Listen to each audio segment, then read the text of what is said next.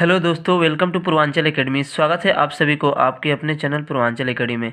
जैसे कि मैंने आप लोगों को पिछली वीडियो में बताया था गुरुत्वाकर्षण के बारे में, ग्रेविटेशन जिसको बोलते हैं, ग्रेविटेशन के बारे में क्लास 9th के साइंस के बारे में मैंने बताया था गुरुत्वाकर्षण के बारे में। उसमें मैंने कैपिटल जी के बारे में बताया था कि कैपिटल जी का वैल्यू कितना होता है, यानी उसका मान कितना होता है, वो कौन सी राशि होती है, बड़ा वाला जी। उसके बाद से अगर बात करें तो जी का मात्रक क्या होता है, यानी कैपिटल जी का मात्रक क्या होता है। इन सभी चीज़ों के बारे में मैंने पिछली वीडियो में डिस्कस किया था। यदि आप उस वीडियो को नहीं देखे हैं तो प्लीज़ हमारे चैनल को सब्सक्राइब करके जा करके उस पर देखिए वीडियो को। और इसमें मैं आज इस वीडियो में बताने वाला हूं आप लोगों को आर्किमिडीज़ का सिद्धांत, जो कि बहुत ही इंपॉर्टेंट है। आर्किमिडीज़ का सिद्धांत अगर देखा जाए तो ये आप देख पा रहे होंगे, ये आपका है आर्किमिडीज़ का सिद्धांत। अब आर्किमिडीज़ का सिद्धांत क्या होता है, इसके डेफिनेशन के बारे में पहले हम लोग समझेंगे। उसके बाद मैं एग्जांपल के तौर पे आप लोगों को बताऊंगा कि किस तरीके से ये इस पे रूल फॉलो होता है। तो यहाँ पे अगर बात करें डेफिनेशन के बारे में आर्किमिडीज़ के सिद्धांत को, तो यदि यहाँ पे देखा जाए, यदि कोई वस्तु, यहाँ पे देख पा रहे होंगे, यदि कोई वस्तु किसी तरल में आंशिक या पूर्ण रूप से डुबोई जाती है तो उसके भार में कमी होती है। यहाँ पे देख पा रहे होंगे, भार में यह कमी उस वस्तु द्वारा हटाए गए द्रव के भार के बराबर होती है। अब ये क्या होता है डेफिनेशन से तो जानेंगे हम। सबसे पहले फिर से एक बार रिपीट करते हैं। यदि कोई वस्तु किसी तरल में आंशिक या पूर्ण रूप से डुबोई जाती है, ठीक है, तो उसके भार में कमी होती है। यहाँ तक हो गया। भार में यह कमी उस वस्तु द्वारा हटाए गए द्रव के भार के बराबर होती है। अब ये आपका डिफिनेशन हुआ, मतलब कि आर्किमिडीज़ का सिद्धांत का। एग्जाम्पल के तौर पे अगर देखें तो मैं एक आप लोगों को यहाँ पे बता दूं कि जैसे मान लीजिए जब किसी वस्तु को हम लोग ऊपर से नीचे की तरफ गिराया जाता है, ठीक है, जब किसी वस्तु को ऊपर से नीचे गिराया जाता है तो यानी उसका जो भार है, यानी जो वेट है उसका, वो नीचे की तरफ लगता है। यानी अगर बात करें किसी वस्तु को मैंने यहाँ पे नीचे की तरफ फेंक रहा हूँ, ठीक है, कोई वस्तु नीचे की तरफ आ रही है तो उसका जो वेट होगा, यानी आपका जो भार होगा, वो तो आपका नीचे की तरफ ही लगेगा ना। नीचे की तरफ वेट बराबर होता है क्या, आपका m इंटू जी होता है, ठीक है। m इंटू जी यानी ये मास होता है, द्रव्यमान, और g मतलब होता है ग्रेविटी होता है, यानी गुरुत्वीय त्वरण होता है। यानी जो भी भार लगेगा ये आपका कहाँ पे लगेगा, नीचे की तरफ लगेगा।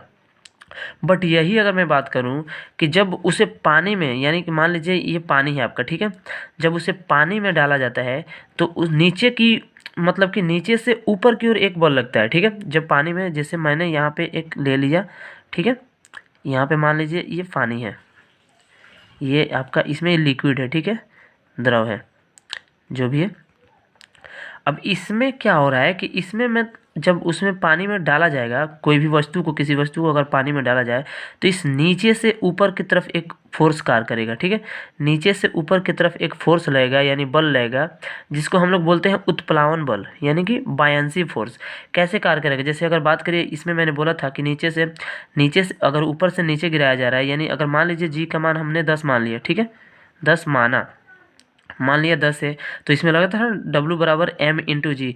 और मान लीजिए m इंटू जी यानी ये बल लग रहा था, ये क्या था आपका, यही तो बल लग रहा था, ठीक, यही बल। और W बराबर हमको अगर निकालना होगा तो m का मान लीजिए कोई 10 kg की वस्तु है, यहाँ पे 10 kg की वस्तु को नीचे गिराया जा रहा था, तो W बराबर m इंटू जी। तो m का मान कितना था 10, और g का मान कितना होता है 10, मैंने माना 10 का मान माना है, तो 10 10 यानी कितना हो जाएगा, यानी अगर बात करें तो 100 न्यूटन का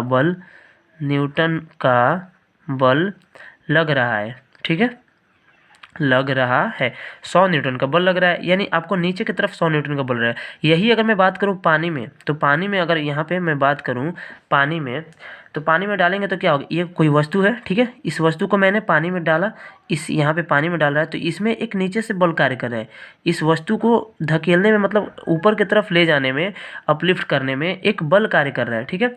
मान लीजिए ये द्रव है, ये आपका द्रव है यहाँ पे, ठीक है, और ये मान लीजिए बल कौन सा है, ये 2 kg का है, 2 kg का लग रहा है बल, द्रव जो भी है, मतलब 2 kg का, इसमें नीचे से क्या हो रहा है, अपलिफ्ट करने में, इस वस्तु को, ऑब्जेक्ट को अपलिफ्ट, ऊपर की तरफ अपलिफ्ट करने में, मतलब ले जाने में 2 kg का बल लग रहा है। तो अगर इसमें मैं अगर बात करूँ तो कितना होगा, यानी डब्ल्यू की मान अगर निकालूँ तो m इंटू जी होता है, और m का मान इसमें कितना है 2, और g का मान कितना 10, यानी अगर बात करें तो 20 न्यूटन का बल न्यूटन का बल आपको लग रहा है, ठीक है। और ये कहाँ लग रहा है, ये आपको ऊपर की तरफ लग रहा है, ऊपर की तरफ। अगर यही बात करें, यही यानी कि अगर बात करें भार में कमी, यानी कि भार में कमी कितना हुआ, यानी 20 न्यूटन हुआ, ठीक है, 20 न्यूटन। और इसी को बोलते हैं बायनसियर उत्प्लावन बल। क्या बोलते हैं, उत्प्लावन, ठीक है, उत्प्लावन बल कहते हैं, इसी को बोलते हैं, क्या बोलते हैं, उत्प्लावन बल। तो इस तरीके से मतलब कि आर्किमिडीज का सिद्धांत क्या होता है, आपका कार्य करते हैं। अब आगे चलते हैं, कुछ और फैक्ट्स के बारे में देखते हैं।